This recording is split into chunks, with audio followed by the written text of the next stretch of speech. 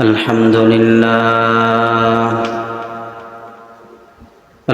لله الذي هدانا للإسلام، الذي نزل القرآن هدى للناس وبينات من الهدى والفرقان، وخلق الإنسان وكرم وعلمه من البيان ما لم يعلم، فسبحان الذي لا يحصى امتنانه باللسان ولا بالقلم، وأشهد أن لا إله إلا الله وحده لا شريك له، ونشهد أن سيدنا وسندنا وحبيبنا وحبيب ربنا وطبيبنا وطبيب قلوبنا ومولانا محمد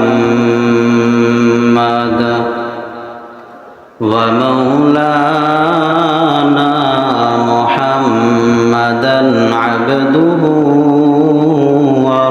ورسوله، صلى الله تعالى عليه وعلى آله وأصحابه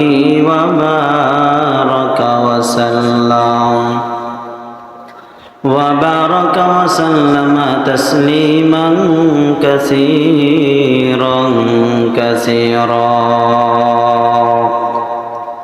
الذي أرسله الله تعالى بالحق بشيرا ونذيرا وداعيا إلى الله بإذنه وسراجا منيرا. أما بعد، فأعوذ بالله من الشيطان الرجيم. بسم الله الرحمن الرحيم. يا أيها الذين آمنوا اجتنبوا كثيرا من الظن إن بعض الظن إثم، ولا تجسسوا ولا يغتب بعضكم بعضا، أيحب أحدكم أن يأكل لحم أخيه ميتا فكرهتموه، واتقوا الله إن الله تواب رحيم. صدق الله مولانا العظيم، وصدق رسوله النبي الكريم، ونحن على ذلك من الشاهدين والشاكرين والذاكرين، والحمد لله رب العالمين. وقال النبي صلى الله عليه وسلم: الغيبة أشد من الزنا، أو كما قال النبي عليه الصلوات والتسليمات. সকলে দুরূদ শরীফ পাঠ করি। اللهم صل على محمد وعلى آل محمد كما صليت على إبراهيم وعلى آل إبراهيم إنك حميد مجيد.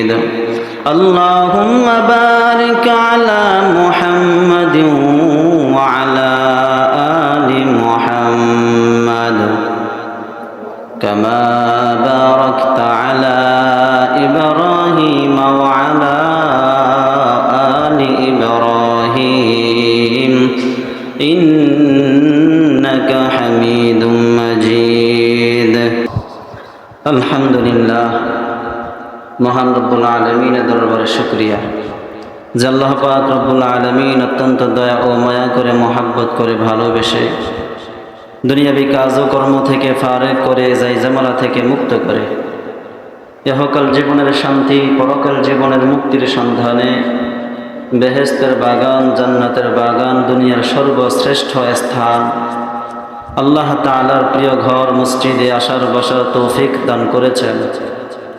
কোরআন ও হাদিসের আলোকে দু একটি কথা বলার এবং শোনার সুযোগ করে দিলেন।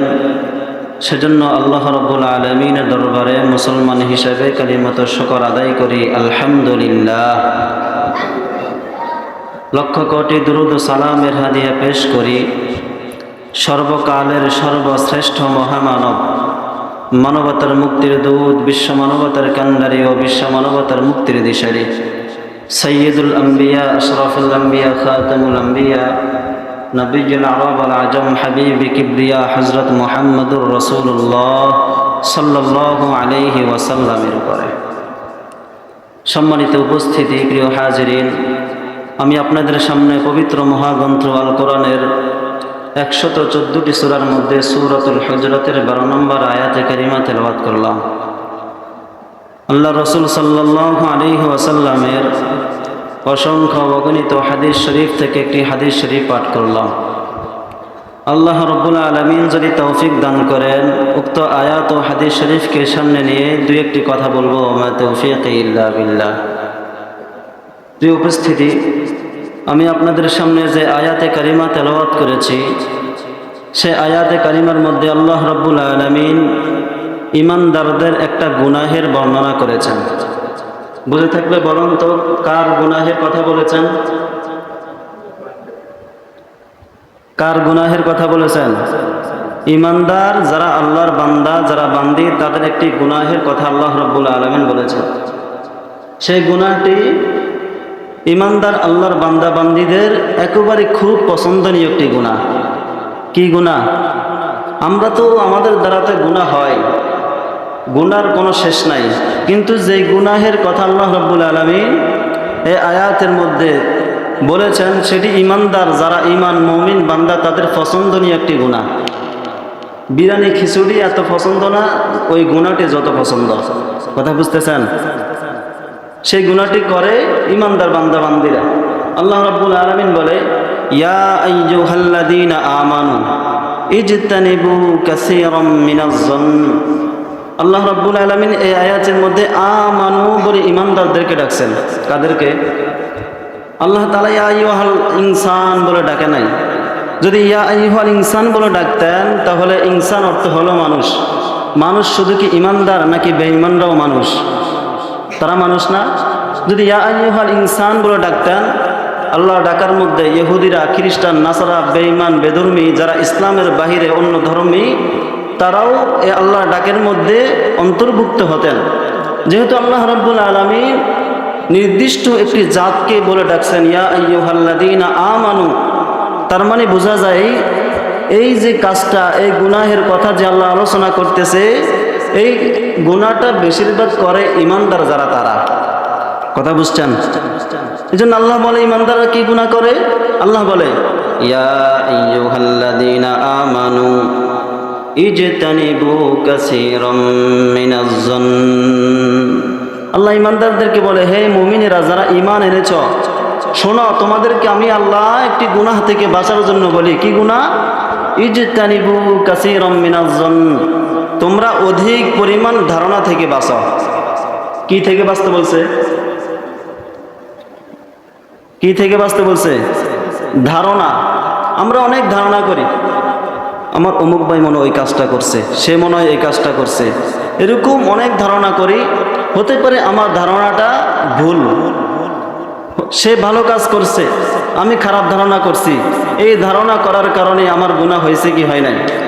আল্লাহ বলে ইজতানিবু কাসীরাম মিনাজ-যন্ন ইন্না বা'দাজ-যন্ন, তোমরা অধিক পরিমাণ ধারণা থেকে বাঁচো, কেননা ইন্না বা'দাজ-যন্ন, ধারণার মধ্যে অনেকগুলো ধারণা আছে যেগুলো গুনাহ, যেগুলো পাপ। এই জন্য আমাদেরকে ধারণা থেকে বাঁচতে হবে। আমি ধারণা করব ভালো, হতে পারে লোকটা কাজ করছে খারাপ। আমি ধারণা করব খারাপ, হতে পারে লোকটা কাজটা করছে ভালো। এই জন্য আমরা একজন আরেকজনের প্রতি ধারণা করব, ধারণা কম করব, ধারণা করা থেকে বিরত থাকব। এই ধারণা করা থেকে বিরত থাকার জন্য আল্লাহ রাব্বুল আলামিন কোরআনের এই হুজরাতের 12 নম্বর আয়াতের মধ্যে বলেছেন, এবং কি আল্লাহ রাসূল সাল্লাল্লাহু আলাইহি ওয়াসাল্লামের হাদিস, অসংখ্য অগণিত হাদিস রয়েছে যে আল্লাহ রাসূল বলে, হে আমার উম্মতেরা, আমার সাহাবীরা, তোমরা ধারণা থেকে বাঁচো।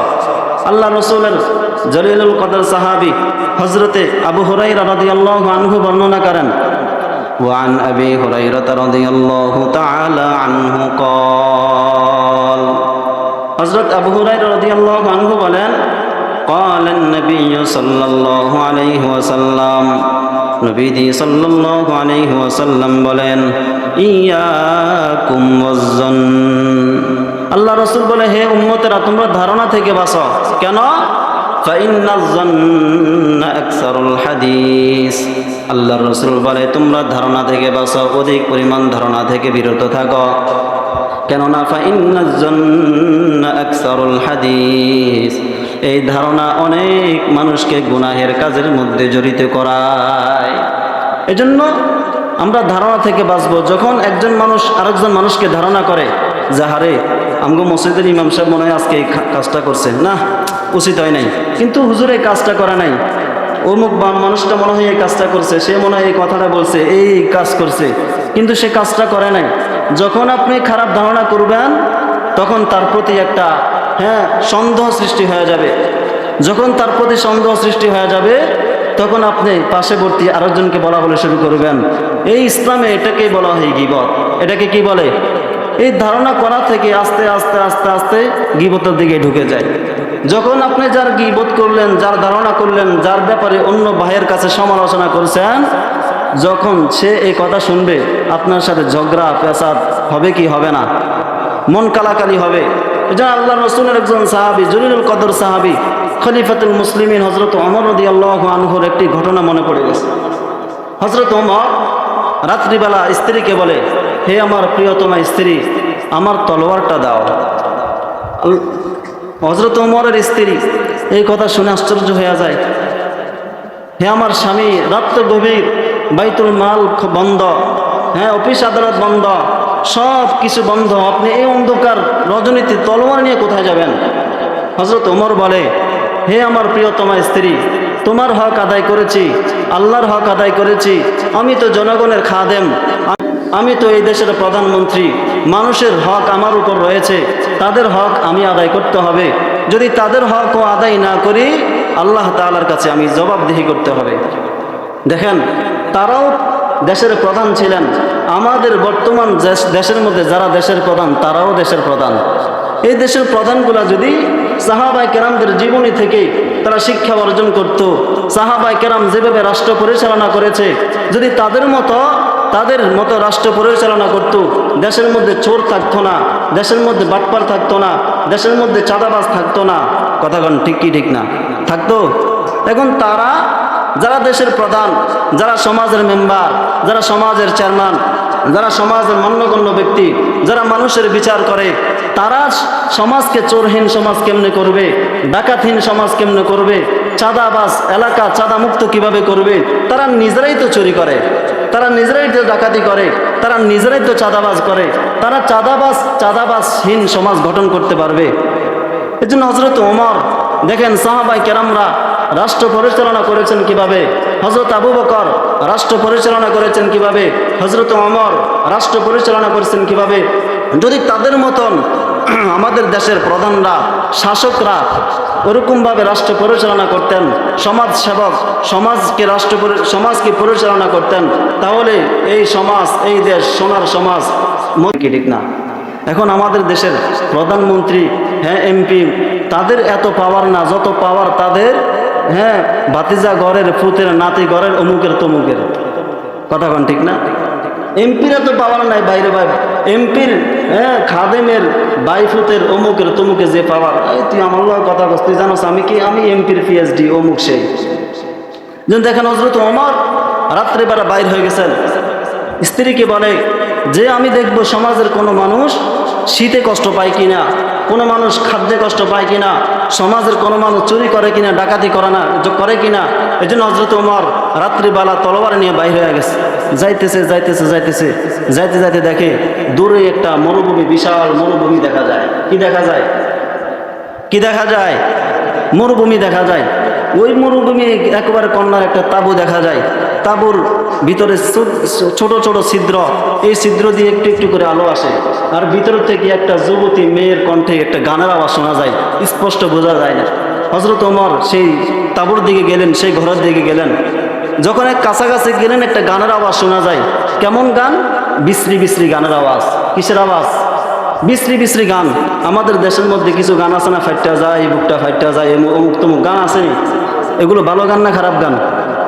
এই মেয়ে যদি রাত্রেবেলা একা একা হ্যাঁ এই গান বলে, আর যদি কোনো বখাটে ছেলে ওই রাস্তা দিয়া যায়, ঘর দিয়া যায়, ওই ছেলেটা বলবে এই মেয়েটা মনে হয় আমাকে ডাকে, যাই একটু।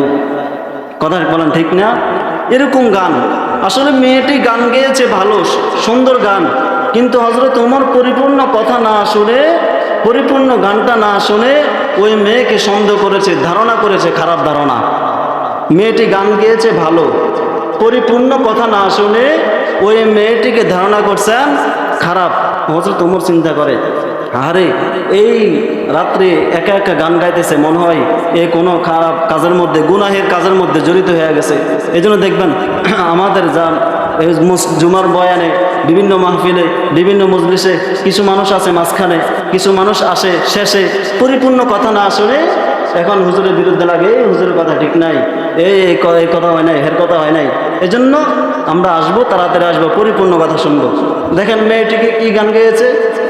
মেয়েটি আরবিতে একটি গান গেয়েছে, তাতাওয়ালা হাদাল লাইলু ওয়া আসওয়াদা জানিবুহু ওয়া আররাকনি ইদলা খলিলা উলাইবুহু। হযরত ওমর এই গানটা এই পর্যন্ত শুনেছে, কিন্তু মেয়েটি আরেক করে গান গেয়েছে। কি গান? মেয়েটি বলে ফালাউলা হিদারুল্লাহ লা শাইআ মিসলুহু লাযুযিআ মিন হাদিহিস সারিরি জাওয়ানিবুহু। মেয়েটি গান গাইতেছে, তাতাওয়ালা হাদাল লাইলু ওয়া আসওয়াদা জানিবুহু। হাইরে রাতটা অনেক দীর্ঘায় রাত, চতুর্দিকে অন্ধকারাচ্ছন্ন হয়ে গেছে, রাতটা শেষ হয় না। যদি এই রাত্রে আমার একজন সঙ্গী পাইতাম, তার সাথে আমি খেলাধুলা করতাম, অমুক কাজ করতাম, তমুক কাজ করতাম। আল্লাহ ওই মেয়েটি গান গাইতেছে, তাতাওয়ালা হাদাল লাইলু আসওয়াদা জানিবুহু ওয়া আররাকনি ইদলা খলিলা উলাইবুহু। এই অন্ধকার রজনীতে আমি খেলা করতাম, আমি গুনাহের কাজ করতাম, অমুক কাজ করতাম, তমুক কাজ করতাম, কিন্তু আমি করতে পারি না, কারণ আমার কোনো সঙ্গী নাই। হযরত ওমর রাদিয়াল্লাহু আনহু গানের এক কলি শুনলেন, এই পর্যন্ত শুনলেন। এই পর্যন্ত শুনে হযরত ওমর চিন্তা করে, আরে আমি এই দেশের প্রধানমন্ত্রী, হযরতে আল্লাহর রসুলের সাহাবীরা দেশের প্রধানমন্ত্রী, আল্লাহর রসুলের সাহাবীরা রাষ্ট্র পরিচালনা করে, আল্লাহর রসুলের সাহাবীরা দেশ পরিচালনা করে। আমি ওমরের জামানায় এরকম বিশ্রী বিশ্রী গান গাইতেছে, মেয়েটার সাহস তো অনেক বড়। দেখেন মেয়েটি কিন্তু পরে আরেকটা গান গেয়েছে, আরেক কলি গাইছে। মেয়েটি গান গাইতেছে যে আমি এই অন্ধকার রজনীতে এই করতাম, সেই করতাম, করি না। কি জন্য? মেয়েটি বলতেছে ফালাউলা হিদারাল্লাহ লা শাইআ মিসলুহু লাযুযি আন হাদিহিস সারিরি জাওয়ানিবুহু। মেয়েটি বলতেছে এই অন্ধকার রজনীতে আমি খেলা করতাম, অমুক কাজ করতাম, জিনাহের কাজ করতাম, করি না। কেন করি না? কয় আমার দিলের মধ্যে আল্লাহর ভয় আছে, এই জন্য করি না। তাহলে বলুন তো, পুরা গান শোনার পরে কোনো মানুষ কি বলবে সে গুনাহের কাজের মধ্যে আছে? হযরত ওমর প্রথম করে শুনছে, দ্বিতীয় করে শোনা নাই। না শুনে মেয়েটির ঘরের সামনের দরজা দিয়ে প্রবেশ না করে পিছন দিয়ে প্রবেশ করছে। কোন জায়গা দিয়া? সামনের দরজা দিয়ে প্রবেশ না করে দেয়াল টপকিয়ে পিছনের দরজা দিয়ে প্রবেশ করছে, প্রবেশ করে বলে, ধমকে দিয়ে বলে, তুই কে, লাইট বন্ধ কর, তুই কি গুনাহের মধ্যে জড়িত হয়ে গেছো নাকি? মেয়েটিকে যখন এই কথা বললেন, মেয়েটি বলে, আপনি কে, আপনি আমাকে ডিস্টার্ব করতেছেন কেন? দেখেন, আপনাদের প্রশ্ন হতে পারে, ওই মেয়েটি কি হযরত ওমরকে চিনত না? আমাদের দেশের মধ্যে যেরকম এখন ইন্টারনেট, ফেসবুক, ইউটিউব আছে, মোটামুটি হ্যাঁ সার্চ করলে চলে আসে, আমরা চিনি। কিন্তু এই জমানার মধ্যে কি ইউটিউব, ফেসবুক, ইন্টারনেট ছিল? ছিল? ছিল না। যারা চিনত হযরত ওমরকে, যারা চিনত আবু বকরকে, যারা চিনত, নামে চিনত কিন্তু চেহারায় চিনত না, কণ্ঠে চিনত না। মেয়েটি হযরত ওমরকে চিনে নাই। মেয়েটি প্রশ্ন করলো, আপনি কে, আপনি যে আমাকে বাধা দিচ্ছেন, আপনি কে? কয়, আমি একজন সাধারণ মানুষ, সৈনিক, এখান দিয়ে যাচ্ছি, তুমি গান গাইতেছ, বিশ্রী বিশ্রী গান, তোমাকে হ্যাঁ সাবধান করার জন্য আসছি। তোমার ব্যাপারও তো আমি সকালবেলা হযরত ওমরের কাছে নালিশ দিব, তুমি এরকম গান কেন গাইতেছ? মেয়েটি ডাক দিয়ে বলে, ভাই আপনি কি, আমি আপনাকে চিনি না। আমি যদি গান গাইয়ে থাকি, অপরাধ করে থাকি একটা, আপনি আমার ঘরের মধ্যে প্রবেশ করে অপরাধ করেছেন 3টা। কয়টা? দেখেন, পারবেন আমাদের দেশের প্রধানমন্ত্রীকে যায় বলতেন, এই আপনি আমার এই করছেন কাজ, সেই করছেন কাজ, দোষ ধরতে পারবেন? ডাইরেক্ট জেলখানার মধ্যে ঢুকাই দিব, আয়নাঘরের মধ্যে ঢুকাইব, ঠিক না? দেখেন হযরত ওমর কি বলতেছে, ভাই আপনি আমার ঘরের মধ্যে ঢুকে আপনি আমার সাথে অপরাধ করেছেন 3টা, আমিও যদি অপরাধ করি তাহলে আমার অপরাধ হলো একটা। হযরত ওমর চিন্তা করে, আমার অপরাধ, আমি ভুল করেছি, কি ভুল? মেয়েটি বলে, আল্লাহ তাআলা কোরআনের মধ্যে বলেছেন, ওয়ালাইসাল বিররু বিআন তাতুল বুয়ুতা মিন যুহুরিহা ওয়ালাকিন্নাল বিররা মানিত্তাকা ওয়াতুল বুয়ুতা মিন আবওয়াবিহা। মেয়েটি ডাক দিয়ে বলে, ও ভাই আপনি প্রথম ভুল করেছেন। আল্লাহ তাআলা এই আয়াতের মধ্যে বলে, তোমরা যখন কোনো মানুষের ঘরের মধ্যে প্রবেশ করবা, তার ঘরের পিছন দিয়া প্রবেশ না করিও না, পিছন দিয়া প্রবেশ করিও না, তার ঘরের সামনের দরজা দিয়ে প্রবেশ করবা, অনুমতি নিবা, সামনের দরজা দিয়ে প্রবেশ করবা। ও ভাই আপনি মনে হয় আল্লাহ তাআলার কোরআনের এই আয়াতকে বলে গেছেন, আল্লাহর আয়াতের আপনি অস্বীকার করেছেন, আয়াতের বরখেলাপ করেছেন।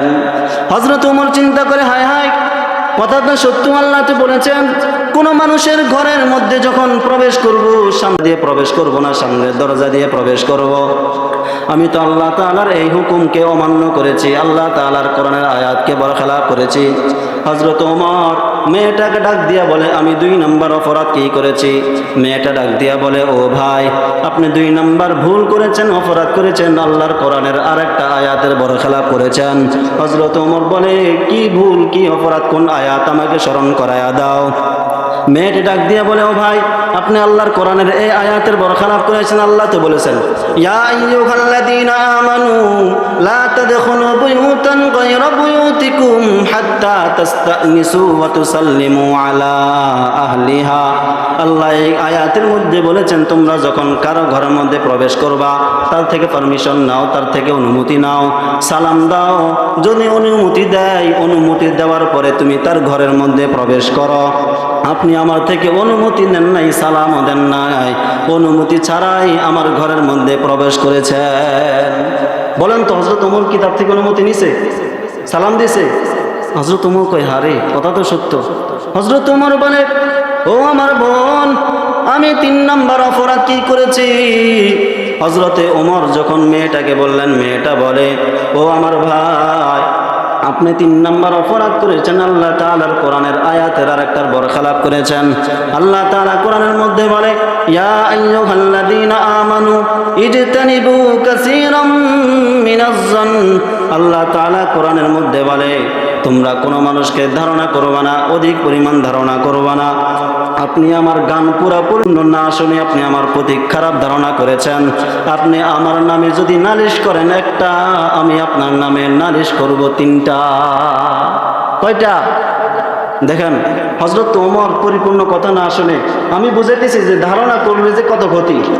ধারণা করছে যে সে কাজটা করছে ভালো, মেয়েটা গান গাইতেছে ভালো, পরিপূর্ণ না শুনে খারাপ ধারণা করেছে। খারাপ ধারণা করার কারণে বলেন তো হযরত ওমর কি বেজ্জিতি হয়েছে কি হয় নাই? অবশ্যই হয়েছে। হযরত ওমর ওই মেয়েটিকে বলে, আপনি কি গান গেয়েছেন, কেন গান গাইতেছেন? মেয়েটি বলে, ও ওমরের কাছে নালিশ দেব।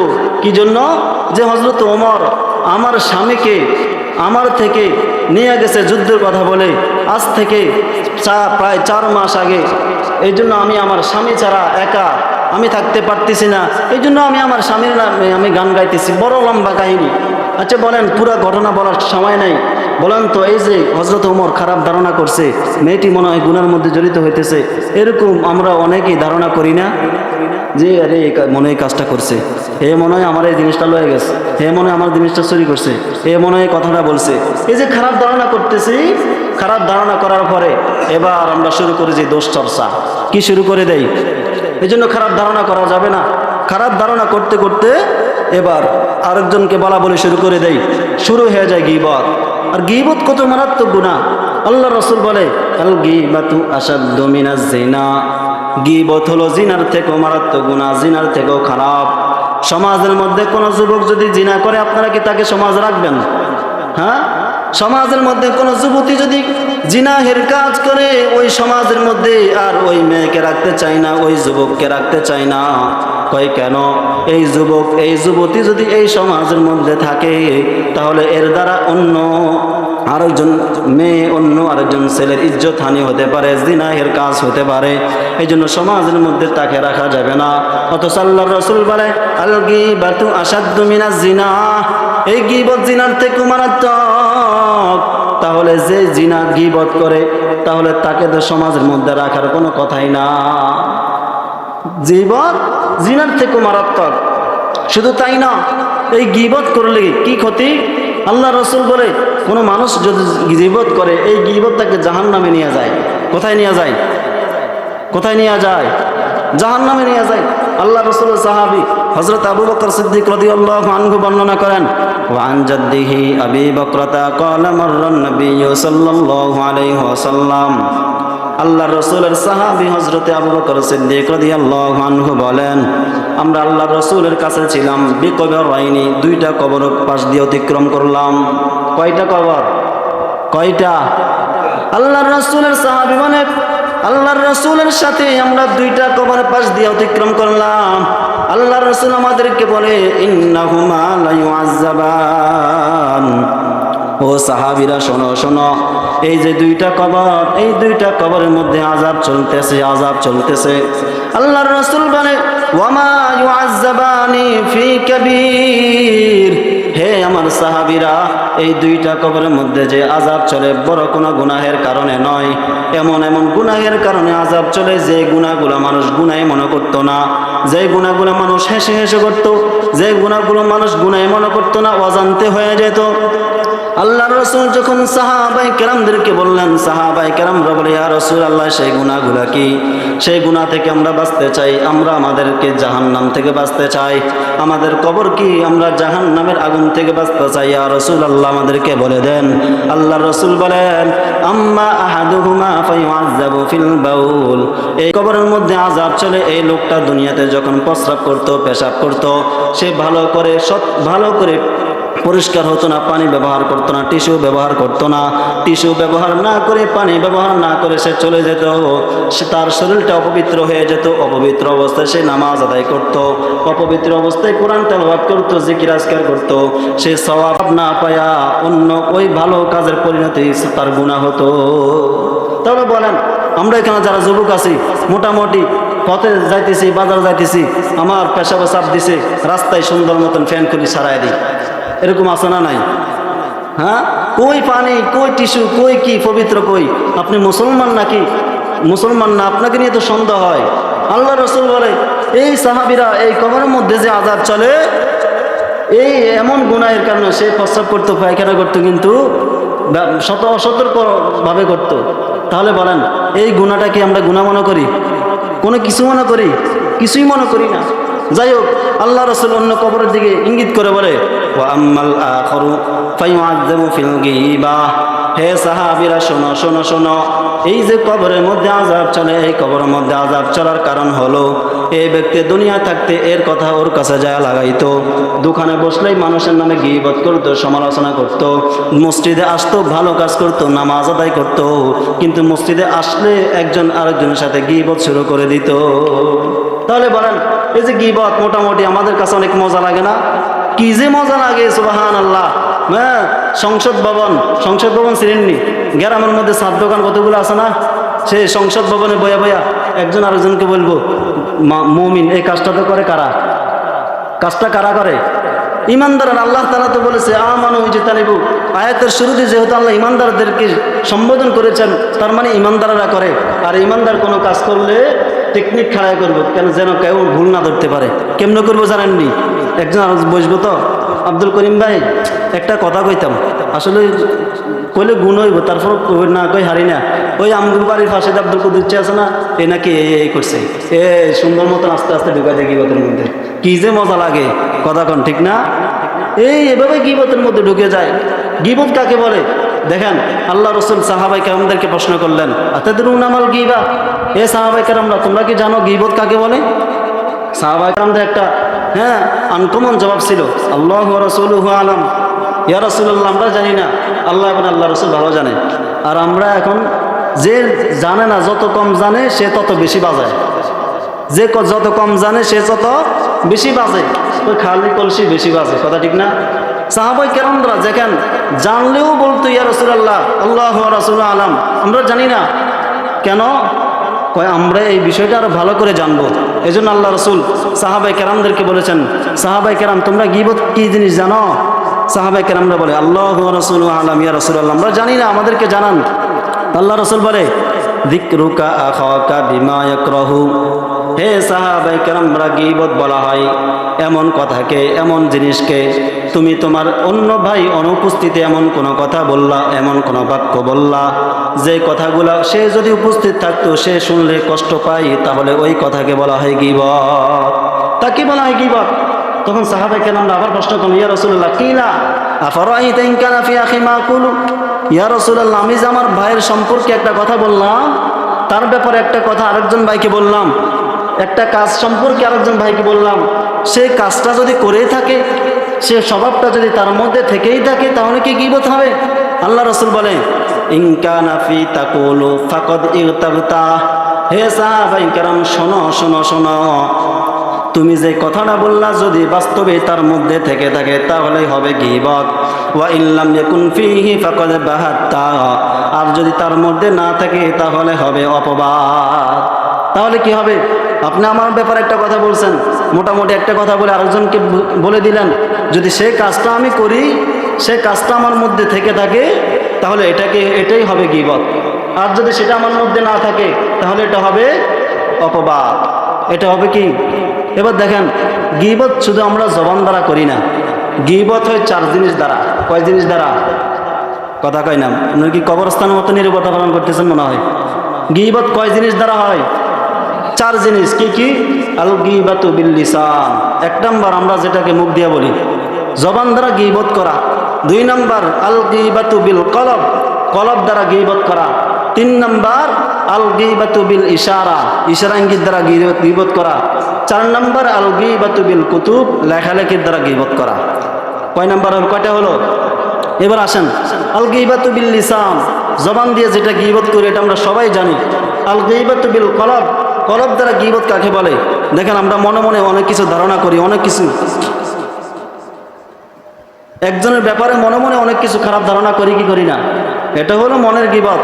ইশারার গীবত কি? আল গীবাতু বিল ইশারা মানে এই যে একজন আরেকজন বসে আছে, কথার কথা এই লোকটা একটু কালো খাটো, আপনার মনে কষ্ট নেননি, মনে যে বাড়তি আমরা উদাহরণ দিতেছি, এই লোকটা একটা খাটো, পাশে আরেকজনকে আপনি বললেন ইশারায় সবাই একটু তাকান, এই যে ইশারায় বললেন, এটাও গীবত। এটাও কি? এইটা হলো ইশারার গীবত। এরপরে আল গীবাতু বিল কুতুব, লেখালেখির গীবত কি? মোটামুটি এখন ফেসবুক শরীফ আছে, ইউটিউব শরীফ আছে, একজনের ব্যাপারে আপনি সুন্দর মতন একবারে তরিকা অনুযায়ী হরফ টরফ সিফাত মাখরা সব অনুযায়ী সুন্দর মতো একটা ফেসবুকে লেখা দিয়ে দিলেন। এই যদি সেটা দেখে মনে কষ্ট যাবে, তাহলে এটাকে বলা হয় লেখালেখির গীবত। তাহলে আমরা গীবত কয় প্রকার পাইলাম? চার প্রকার। এই জন্য এই সমস্ত গীবত থেকে আল্লাহ তাআলা আমাদেরকে হেফাজত রাখুক, বলুন না আমিন। সবাই মানবো তো ইনশাআল্লাহ। আপনি তার ব্যাপারে বলার দরকার কি? আপনার খায়দায় কোনো কাম আছে?